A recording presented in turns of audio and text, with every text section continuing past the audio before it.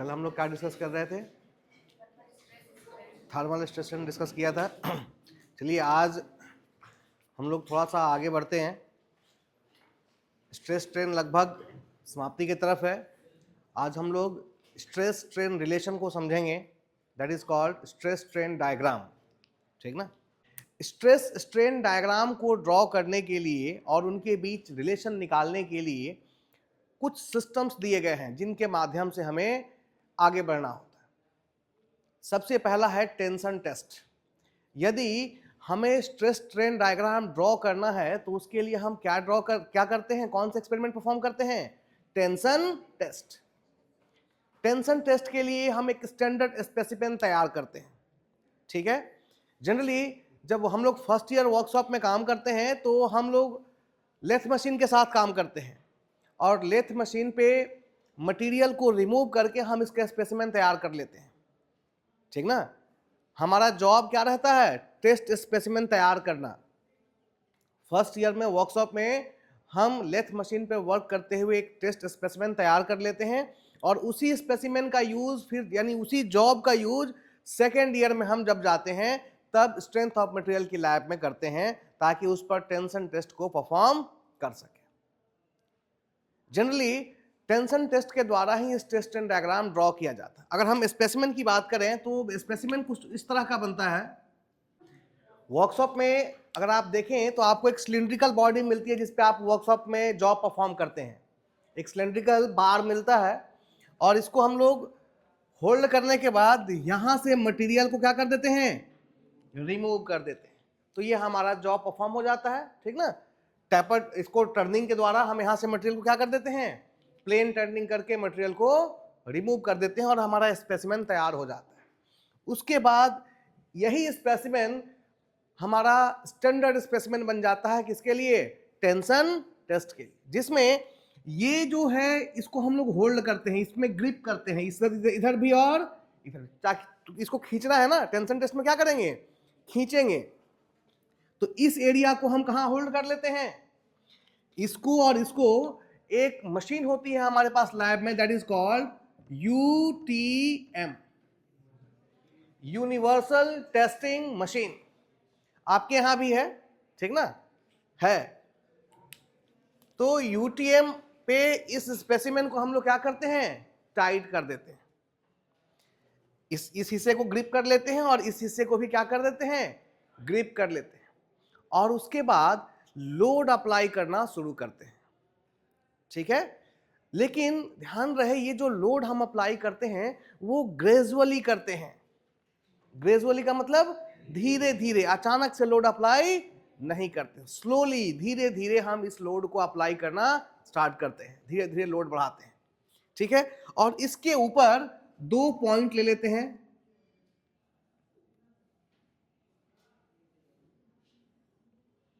Suppose this length is L1। खींचने के बाद इसकी लंबाई क्या होगी? बढ़ेगी।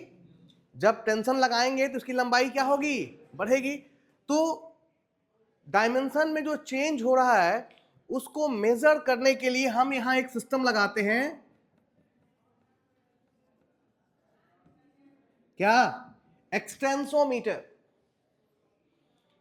डायमेंशन में क्या चेंज, इसको खींचने पर, स्पेसिमेन को खींचने पर जब हम लोड अप्लाई करेंगे टेंशन के कारण इसमें जो बदलाव हो रहा है, ठीक ना, जो चेंज इन लेंथ आएगा उसको मेजर करने के लिए कौन सा डिवाइस यूज किया जाता है? इसके अलावा इलेक्ट्रिक स्ट्रेन गेज भी यूज की जाती है, लेकिन अभी वर्तमान में हम लोग क्या यूज कर रहे हैं? एक्सटेंसोमीटर यूज कर रहे हैं ताकि डायमेंशन में कितना चेंज हो रहा है, क्योंकि हम स्ट्रेन निकालेंगे कैसे? Change in dimension upon original dimension. तो एक्सटेंशन में के कारण जो चेंज हो रहा है उसको हम एक्सटेंसोमीटर से फाइंड आउट कर लेते हैं, मेजर कर लेते हैं। ठीक है? एक चीज का हमें और ध्यान रखना होता है, जनरली जो हमारे मटेरियल हैं वो टेंशन और कंप्रेशन में उनके बर्ताव में, बिहेवियर में कुछ ना कुछ स्लाइड चेंज रहता है। जैसा बर्ताव टेंशन में है सेम वही बर्ताव कंप्रेशन में हो ये कोई जरूरी नहीं है, थोड़ा बहुत उसमें चेंज होता है। ठीक ना?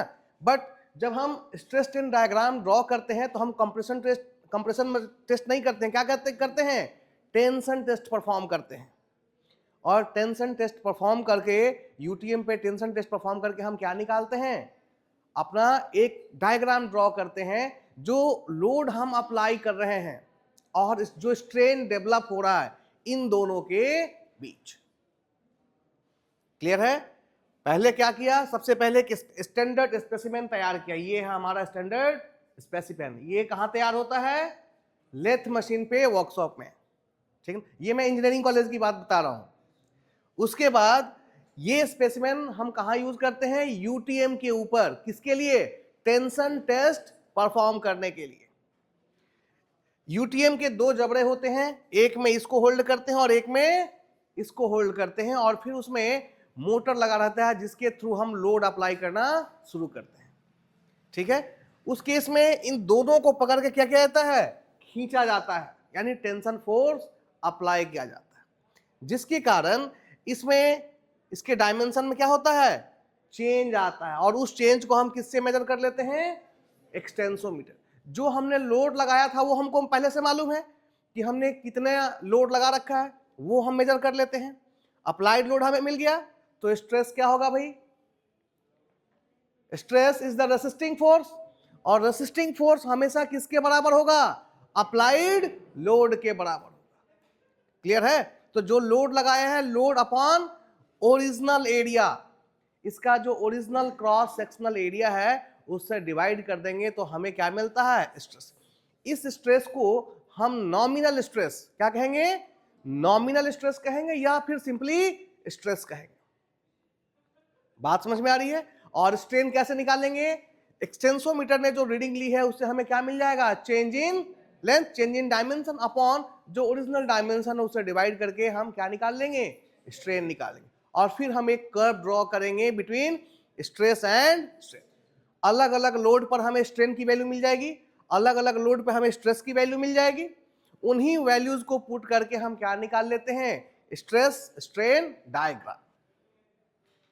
तो डायग्राम से पहले की चीजें समझ में आई, ये डायग्राम ड्रॉ करते हैं उससे पहले हमें कैसे, क्या प्रोसीजर होता है इस डायग्राम को ड्रॉ करने का।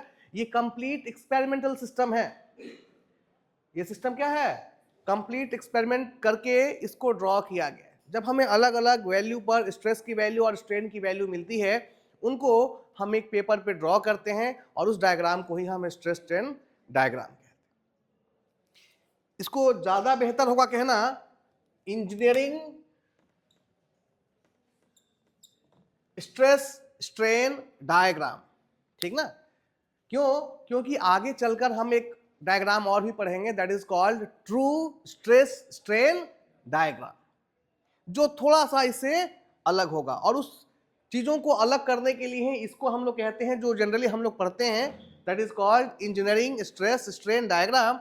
और एक जो एक्चुअल रियलिटी है उसको हम किसमें पढ़ते हैं, ट्रू स्ट्रेस स्ट्रेन डायग्राम। दोनों में सिर्फ अंतर इतना आता है, जब हम इंजीनियरिंग स्ट्रेस स्ट्रेन डायग्राम पढ़ते हैं तो शुरुआत में जो हमारा क्रॉस सेक्शन एरिया है हम वही कंसीडर करते हैं लास्ट तक।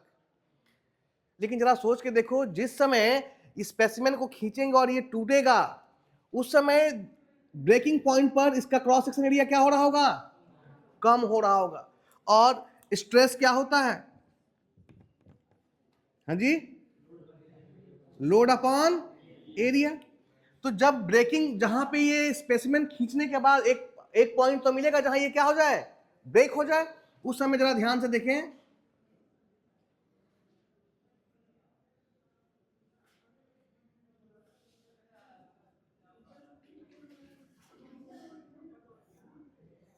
कुछ इस तरह का एरिया मिलेगा जहां टूटेगा दोनों।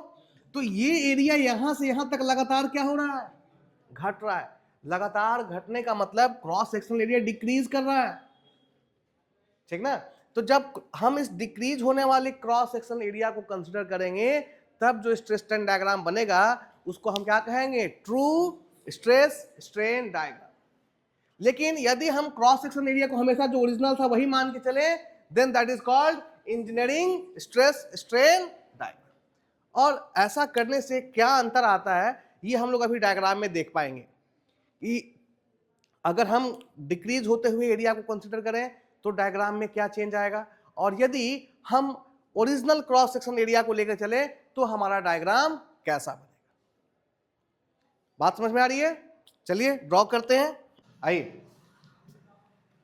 थोड़ा सा देखते हैं, और हर पॉइंट का अपना कुछ मतलब है, इसलिए मैंने सारे पॉइंट को डिटेल में लिखा है, और हमें हर पॉइंट को अच्छे से पता होना चाहिए कि इसका क्या मतलब है और इसका क्या इंपॉर्टेंस है स्ट्रेस स्ट्रेन डायग्राम में।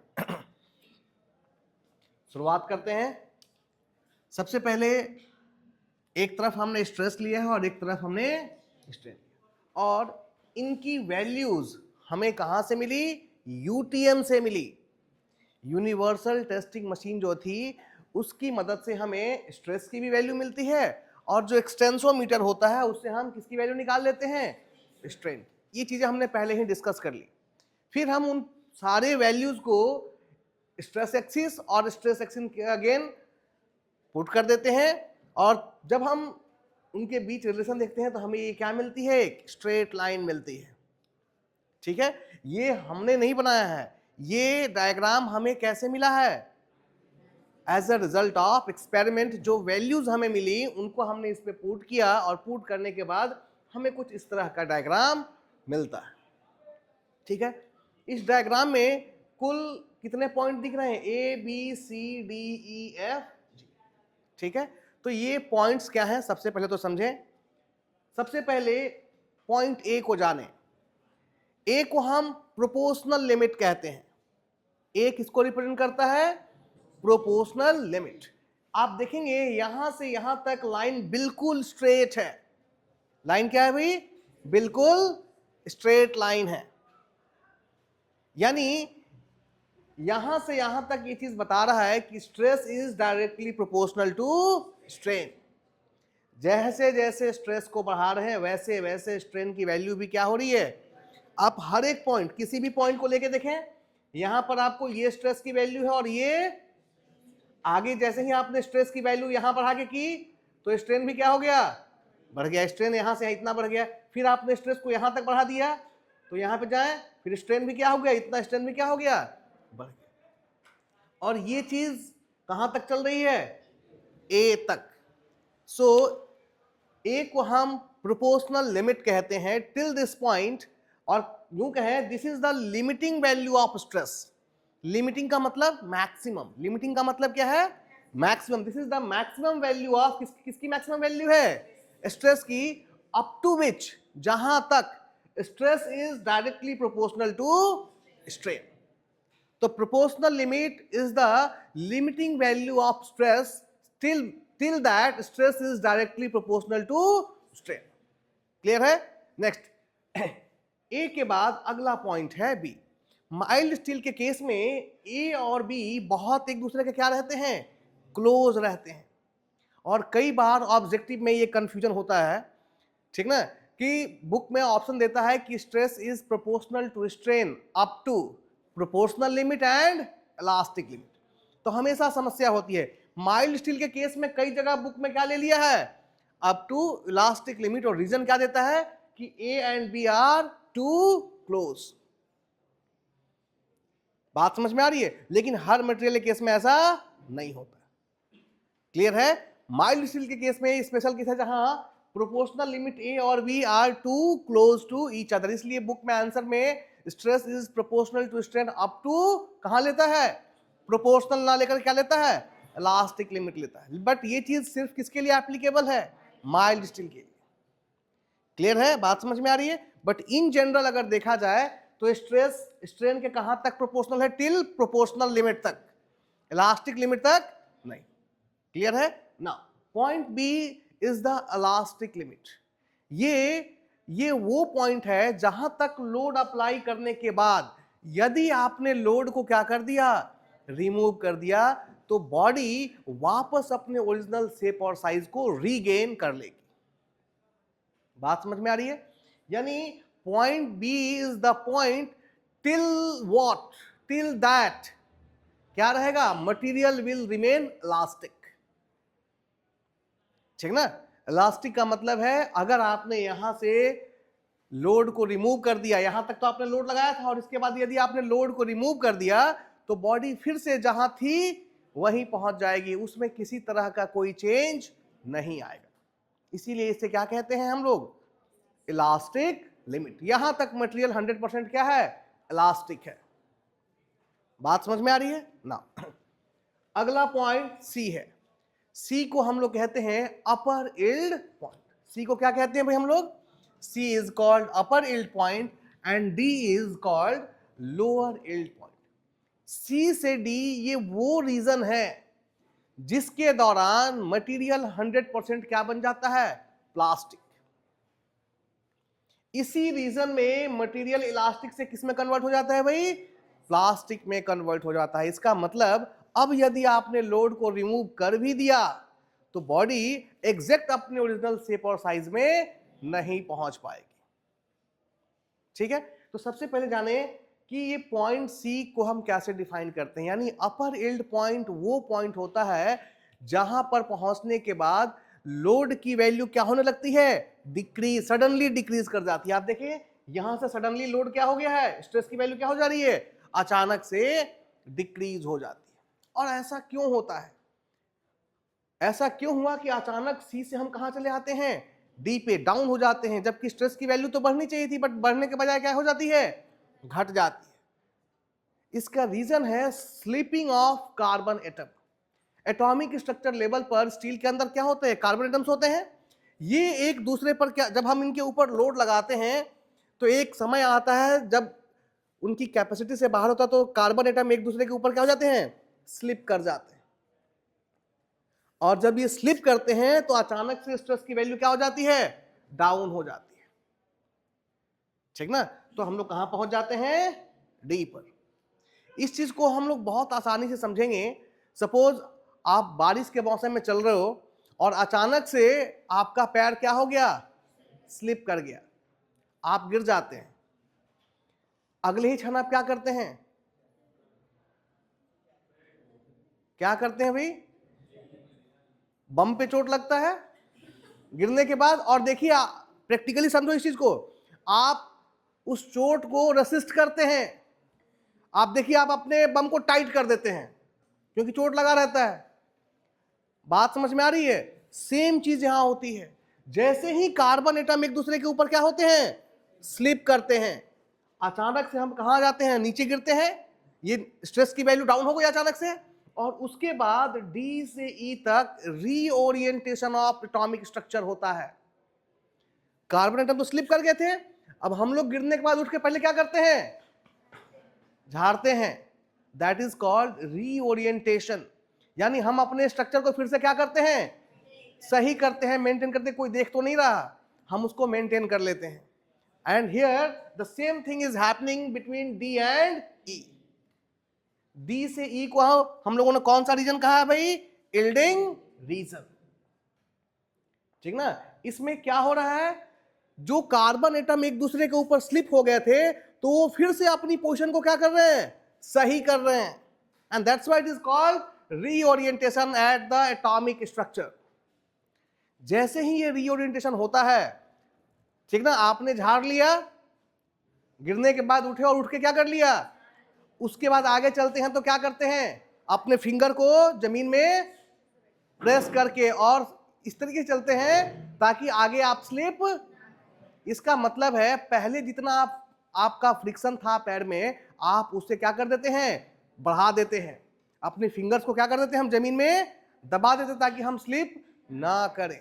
सेम वही केस यहां होता है।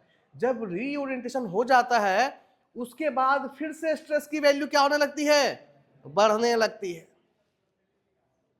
बात समझ में आ रही है। इस पॉइंट से पॉइंट ई वो पॉइंट था जहां रीओरिएंटेशन कंप्लीट होता है, और पॉइंट डी वो पॉइंट था that is called lower yield point, जहां रीओरिएंटेशन की शुरुआत हुई थी। बात समझ में आ रही है। डी से ई को हमने यील्डिंग रीजन कहा, डी को लोअर यील्ड पॉइंट कहा गया। ये वो पॉइंट होता है जहां पर स्ट्रेस की वैल्यू तो कांस्टेंट रहती है, but for some time, that is for the orientation region, strain remain increasing. यहां पर देखेंगे डी से ई तक स्ट्रेस में चेंज नहीं हो रहा है, बट स्ट्रेन लगातार क्या हो रहा है, इंक्रीज कर रहा है। देखिए यहां से स्ट्रेस बढ़ रहा है, क्या हल्का सा ऊपर गया फिर नीचे, ऊपर गया नीचे, स्ट्रेस में इंक्रीज नहीं हो रहा है। But what about strain, strain क्या हो रहा है, इंक्रीज कर रहा है। तो लोअर यील्ड पॉइंट वो पॉइंट होता है जहां पर स्ट्रेस की वैल्यू तो कांस्टेंट होती है, but for some time the strain is increasing, और इसी रीजन को हम डी से रिप्रेजेंट करते हैं, that is called yielding region. Material plastic कहां पे हो गया था, इसी रीजन में, डी, सी से डी। जब कार्बन एटम एक दूसरे के ऊपर स्लिप किए थे उसी समय मटेरियल क्या हो गया था, प्लास्टिक रीजन में आ गया था। बात समझ में आ रही है। इसमें रीओरिएंटेशन हुआ, और रीओरिएंटेशन होने के बाद फिर से जो नया स्ट्रक्चर बना उसमें उसकी मजबूती क्या हो गई, बढ़ गई, और उसके बाद फर्दर डिफॉर्मेशन कराने के लिए आपको स्ट्रेस की वैल्यू क्या करनी पड़ती है, बढ़ानी पड़ती है। और वो चीज हम यहां से ई से एफ तक देख सकते हैं। रीओरिएंटेशन के बाद फिर से स्ट्रक्चर क्या हो गया, मजबूत हो गया, और फर्दर डिफॉर्मेशन के लिए स्ट्रेस की वैल्यू यानी लोड की वैल्यू आपको क्या करनी पड़ी, बढ़ानी पड़ी, E to F. This region E to F is called strain hardening region. क्या कहते हैं हम लोग, स्ट्रेन हार्डनिंग रीजन। इस केस में क्या होता है, मटेरियल को फर्दर एक्सपेंशन कराने के लिए, एक्सटेंशन कराने के लिए हमें स्ट्रेस की वैल्यू क्या करनी पड़ती है, बढ़ानी पड़ती है। और बढ़ाते बढ़ाते बढ़ाते फिर हम कहां पहुंचते हैं, point F. Point F is called ultimate point, या फिर ultimate strength point. This is the maximum value of stress. F के पास जो वैल्यू है वो क्या है, स्ट्रेस की मैक्सिमम वैल्यू है, विच मटेरियल कैन रेसिस्ट। ठीक ना, मटेरियल स्ट्रेस की मैक्सिमम वैल्यू जो रेसिस्ट करता है उसी को हम क्या कहते हैं, अल्टीमेट स्ट्रेस कहते हैं। क्या कहेंगे, ultimate, that is the maximum value of stress the material can resist, that point is called ultimate point, and the value of stress is called ultimate stress. बात समझ में आ रही है। मैक्सिमम वैल्यू पे पहुंचने के बाद फिर से क्या होता है, मैक्सिमम किसी भी चीज की जो मैक्सिमम वैल्यू आप पहुंच जाएंगे तो वहां से उसकी हिम्मत टूटने लगती है, और फिर हमने अभी एक डायग्राम बनाया था कि क्रॉस सेक्शनल एरिया क्या होने लगता है, घटने लगता है, और घटते घटते जहां से क्रॉस सेक्शनल एरिया डिक्रीज होता है, अंत में घटते घटते एक पॉइंट ऐसा आता है जहां पे वो एक दूसरे से क्या हो जाते हैं, अलग हो जाते हैं। वो पॉइंट है G, that is called, G is called breaking point और फ्रैक्चर पॉइंट। जी को हम क्या कहते हैं, ब्रेकिंग पॉइंट या फिर फ्रैक्चर पॉइंट। और एफ से लेकर जी तक जिसमें स्ट्रेस की वैल्यू क्या हो रही है, डिक्रीज हो रही है।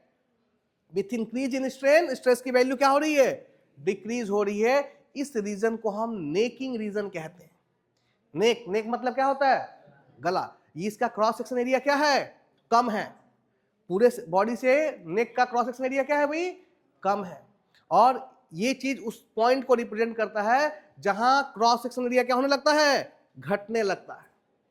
और घटते घटते फिर मिनिमम होता है जहां पर ये एक दूसरे से क्या हो जाते हैं, जो स्पेसिमेन है वो ब्रेक कर जाता है, टूट जाता है, दो भागों में हो जाता है।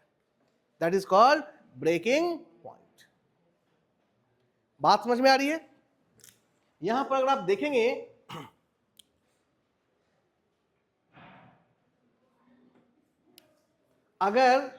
अगर इस वैल्यू को हम क्या मान लें, थीटा मान लें, तो हम टेन थीटा निकाल लें, क्या आएगा भाई, जरा ध्यान से देखें। ये ए है, ये वैल्यू यहां से यहां तक की वैल्यू,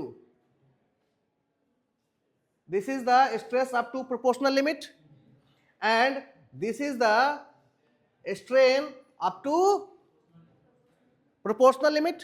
ठीक ना। तो अगर हम इसी पॉइंट से अगर कंसीडर करें ट्रायंगल ओ ए, एंड इसको हम नाम देते हैं H, O A H, triangle O A H. इसमें टेन थीटा लें तो क्या मिलेगा हमें, स्ट्रेस अपॉन स्ट्रेन। और ये स्ट्रेस की कौन सी वैल्यू होगी, up to proportional limit, stress upon strain. Clear है। अब जरा हुक्स लॉ को याद कीजिए। हुक्स लॉ यही था ना, stress is proportional to strain up to elastic limit. तो इसको हम यहां से ना बढ़ाकर कहां से ले लें, पॉइंट बी, ताकि हम कहां तक पहुंच जाए, इलास्टिक लिमिट तक, जहां तक मटेरियल परफेक्टली क्या है, इलास्टिक, और यहां पर ट्रेंगल क्या हो जाएगा, ओ बी एच। ठीक है, तो टेन थीटा की वैल्यू स्ट्रेस अपॉन स्ट्रेन हो गई, और जो हम लोगों ने हुक्स लॉ पढ़ा था, stress is directly proportional to strain, और stress is equal to E times of, यहां से E इज इक्वल टू भी क्या आएगा, ध्यान से देखिए, अगर आप इसे इक्वेशन 1 माने और इसे इक्वेशन 2, तो 1 और 2 से आप क्या लिख सकते हैं, tan theta is equal to E। E is the Young's modulus. तो अब आप यंग्स मॉडुलस को डिफाइन कर सकते हैं, Young's modulus is nothing but it is the slope, because tan theta क्या है, tan theta is called slope. तो सिमिलरली आप यंग्स मॉडुलस को नए तरीके से डिफाइन कर सकते हैं कि Young's modulus is the slope of stress strain diagram up to elastic limit. बात समझ में आ रही है? इसीलिए हुक्स ने अपनी सारी बातें किस लिमिट के अंदर कही थी, इलास्टिक लिमिट के अंदर कही थी। तो जो ई आता है वो वास्तव में कुछ नहीं है, स्ट्रेस स्ट्रेन डायग्राम का स्लोप है, कहां तक, टिल इलास्टिक लिमिट। तो ये एक बहुत इंपॉर्टेंट चीज है जो हमें यहां सीखनी है। इसके अलावे स्ट्रेस स्ट्रेन डायग्राम में को हम लोग फिर से दोबारा पढ़ेंगे, कहां पर, एक चैप्टर हमारे पास आएगा स्ट्रेन एनर्जी, ठीक ना, स्ट्रेन सेकंड यूनिट है ना, वहां पर हम इसको डिटेल में जानेंगे। इसका एरिया हमें बहुत सारी चीजें देता है, ठीक ना। अगर हम प्रोपोर्शनल लिमिट तक का एरिया लें, स्ट्रेस स्ट्रेन डायग्राम का एरिया, तो हमें रेजिलियंस, ठीक ना, मैक्सिमम लिमिट तक लें तो proof resilience, then toughness, complete area को ले लें तो टफनेस, बहुत सारी चीजें हमको यहां से सीखने के लिए मिलेंगी। इसलिए इस स्ट्रेस स्ट्रेन डायग्राम को हम दोबारा देखेंगे किस चैप्टर में, स्ट्रेन एनर्जी। ऐसा क्यों, जब हम स्पेसिमेन को खींच रहे थे, ठीक ना, तो हम कुछ ना कुछ वर्क डन कर रहे थे भाई, हम फोर्स लगा रहे हैं और वहां पर क्या हो रहा है, एलोंगेशन हो रहा था ना, ठीक ना। फोर्स इनटू डिस्प्लेसमेंट क्या देता है हमें, वर्क देता है। तो हम कुछ ना कुछ, और कहें कि यूटीएम कुछ ना कुछ वर्क डन कर रहा था, और इस वर्क डन के कारण कुछ ना कुछ एक्सटेंशन हुआ था, एलोंगेशन हुआ था। बात समझ में आ रही है? तो जब भी हम किसी चीज को स्ट्रेन करते हैं, खींचते हैं, तो बॉडी के अंदर एनर्जी क्या हो जाती है, स्टोर हो जाती है, और इसी वर्क डन के कारण जो एनर्जी स्टोर होती है स्पेसिमेन के अंदर, उस एनर्जी को ही हम क्या कहते हैं, स्ट्रेन एनर्जी कहते हैं। तो ये हम लोग बाद में देखेंगे, स्ट्रेन एनर्जी को बाद में समझेंगे। फिलहाल आज हमारा फोकस किस पे था, स्ट्रेस स्ट्रेन डायग्राम, ठीक है। तो हर एक पॉइंट का नाम और काम क्लियर हुआ। तो ये डायग्राम 100% आपके एग्जाम में आता है। अगर आप पेपर उठा के देखें तो हर साल ये डायग्राम यहां भी आ सकता है। और एक सब्जेक्ट और है material science. Material science over हो चुका है? हाँ, अच्छा, कंप्लीट प्रैक्टिकल हो गया, मतलब तो कर ही रहे होगे।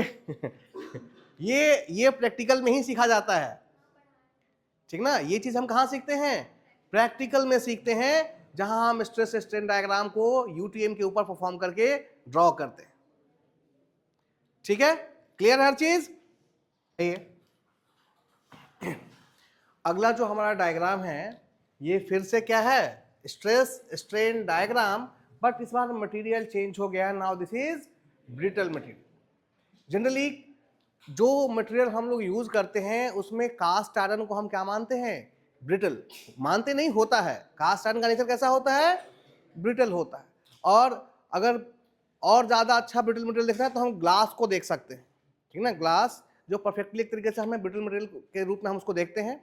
बट जो वर्कशॉप में जो हमारा मटेरियल दिखता है उसके अंदर हम जो कास्ट आयरन है उसको क्या है, वो हम उसको क्या लेके चलते हैं, that is a brittle material, ठीक है। तो इसका नेचर और इसके स्ट्रेस और स्ट्रेन के बीच किस तरह का रिलेशन होगा। ध्यान दें, किसी भी ब्रिटल मटेरियल को ऐसा नहीं है कि उसमें स्ट्रेस स्ट्रेन के प्रोपोर्शनल नहीं होता, वहां भी स्ट्रेस कहां तक है, point A is proportional limit, यहां भी point A proportional limit and point B is called fracture point, ठीक ना। पॉइंट बी क्या है, फ्रैक्चर पॉइंट, यानी इसके आगे एलोंगेशन होगा नहीं। तो till point A stress is proportional to strain.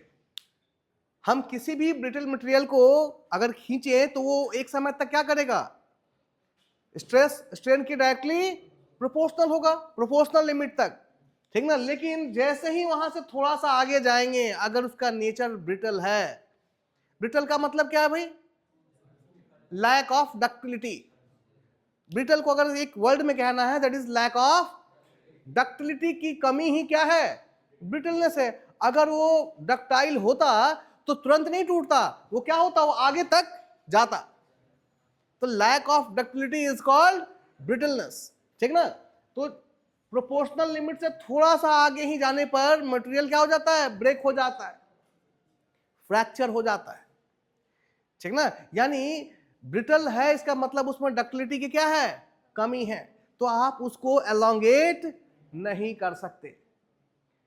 Till proportional limit तक ठीक है, और उसके बाद अगर आपने लोड की वैल्यू बढ़ाई तो सीधे सीधे क्या हो जाएगा, वो ब्रेक हो जाएगा। जैसे वहां प्रोपोर्शनल लिमिट के बाद इलास्टिक लिमिट थी, यहां सेम वैसा ही है, प्रोपोर्शनल लिमिट के बाद सीधे सीधे क्या आ जाता है, ब्रेकिंग पॉइंट आ जाता है, ठीक ना। और ऐसा क्यों है, बिकॉज इसमें डक्टिलिटी की बहुत कमी होती है, लैक ऑफ डक्टिलिटी के कारण ऐसा होता है। तो यहीं पर ब्रिटल मटेरियल का स्ट्रेस स्ट्रेन डायग्राम, क्योंकि आगे बनता ही नहीं है, आगे कुछ बनता तब तो उसकी स्टडी करते, यहीं पर क्या हो गया, अलग हो गया, ब्रेक हो गया। बात समझ में आ रही है। तो ये एक टॉपिक था आपका स्ट्रेस स्ट्रेन डायग्राम, और मैंने बताया आपको कि फिर से हम इस डायग्राम को थोड़ा और डिटेल में पढ़ेंगे अगले चैप्टर में, that is called strain energy. Clear है।